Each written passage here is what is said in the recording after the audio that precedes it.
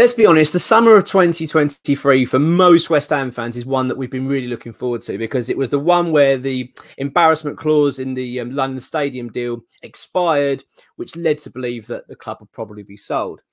It could still well happen. It really could still well happen. But there's a slight growing sense that possibly not.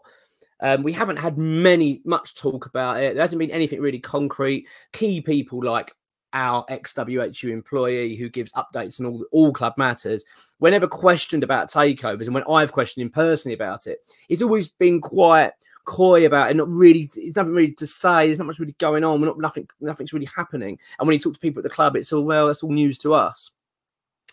The Sun have put out an article a few days ago suggesting that Sheikh Hassim, who's bidding to buy Manchester United against Jim Ratcliffe, they're the kind of front runners of the takeover process and what's going on, which does appear to be concluding, but I can't believe how long it's gone on for. That they've reported that if they are, this is the Sheikh Hassim, if he's unsuccessful in buying Manchester United, then he's going to turn his attention to West Ham. And let's be honest, as West Ham fans, that's exciting. You think, yeah, that's what we want. We want new owners, money pumped into the club. I'm not going to go down the moral grounds at the moment. I'm not here to talk about that. I don't know enough about it. I don't feel comfortable really. I don't know. I just don't know enough to talk about on that sort of side of it. I'm just talking about in terms of West Ham fans. I want to do well. I want to see us flourish. And I'm not saying I want to be a Man City necessarily straight away, but all I'm saying is it'd be nice to be pushing on as a football club. So, like most, I'll just speak. And also, I just want to see the back of Sullivan. I'll be honest. Just really, I want to see some change at the football club. I think we're crying out for it now. It's been a long time. What we now have 13 years of Sullivan. It's a long time. So I'll be more than happy with that. So what they're suggesting is that yeah, he's going to turn his attention to West Ham if he doesn't succeed in buying Manchester United. It's really interesting, that one. And let's be honest, it gets you quite excited. Now, I tend to dismiss a lot of these rumours. Because you just think, well, where's this come from? Is it just to sell papers? It appears, though, really, when looking at it, because no one else is really backing this up at the moment straight away, is it true? Is it not? Now, ex-WHU employee has provided a proper update on this. And this, well, first of all, let's just talk about the offer he's got Manchester United. Basically, what he's done is he's offered his final bid to Manchester United of $5.5 billion. That's what he's reported to have offered, which is 100% takeover of the club, getting rid of the Glazers, and then he's talking about clearing debts and building stadiums and God knows what else, and training facilities. So he's going to pump a lot of money into that football club. Effectively, he wants them to compete with Manchester City, I'm guessing, and all these things, get back Manchester United back to that level that they were, or even further. But obviously, Ratcliffe, the difference with him is that he's offering to buy a majority stake of the club. I think it's offering something like 20% that the Glazers would then still have ownership of the club, which I'm guessing is more appealing to them, and they can sell it down the line. So there's a bit of a query there. So what I'm reading, what I continually read about this takeover, again, I don't know enough about it, but what I've been reading is that Ratcliffe's the preferred bidder. Behind the scenes, that's what they want to go with.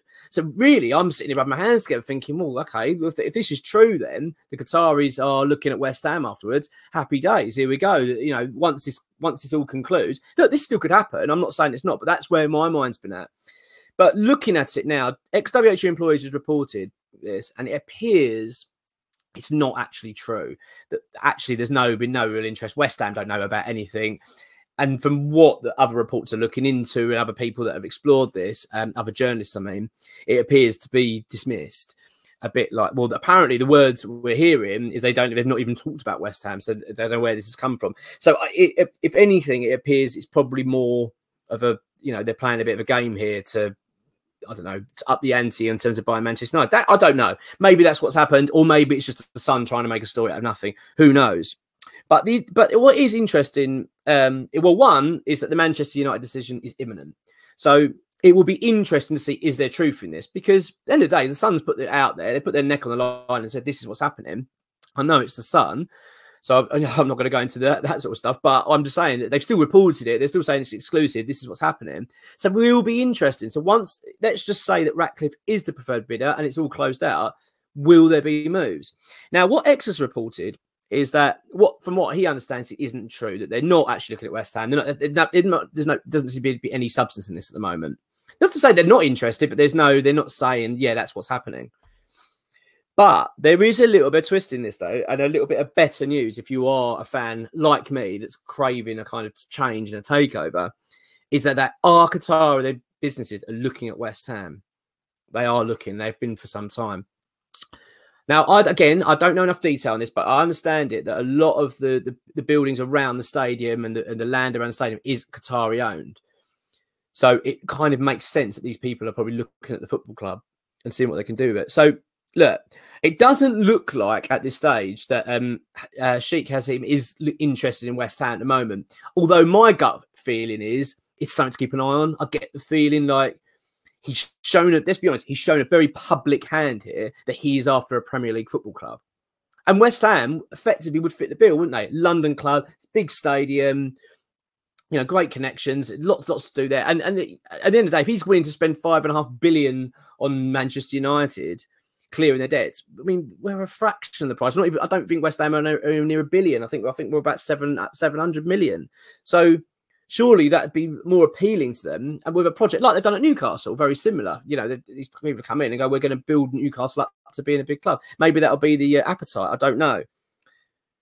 But yeah, that's what we're hearing at the moment. That the ex-WHU employee has said, yeah, he's dismissed the Hassim talk at the moment, but he has said there is a Qatari interest in West Ham, which is very interesting. But again, it does appear to be slow. The disappointing thing for me, and now look, I'm going to be totally blunt here. I think David Sullivan's not going anywhere at the moment for quite a while. That's the bit that's bugging me a little bit, because let's just say that what X has reported is absolutely correct, which I always go on, is let's just say, okay, that Hassim isn't interested in West Ham, and if he fails in Manchester United, he's just going to go, yeah, not interested, and he'll move on to something else and go abroad or whatever he wants to go and do and buy someone else.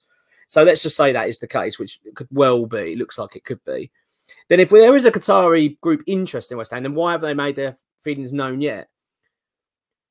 You know, you look at this and you think, well, because we've not heard anything concrete ever from these owners. So it suggests to me they might be looking at West Ham, but they're looking at it as a future thing and they're not looking at anything imminently, which is really disappointing.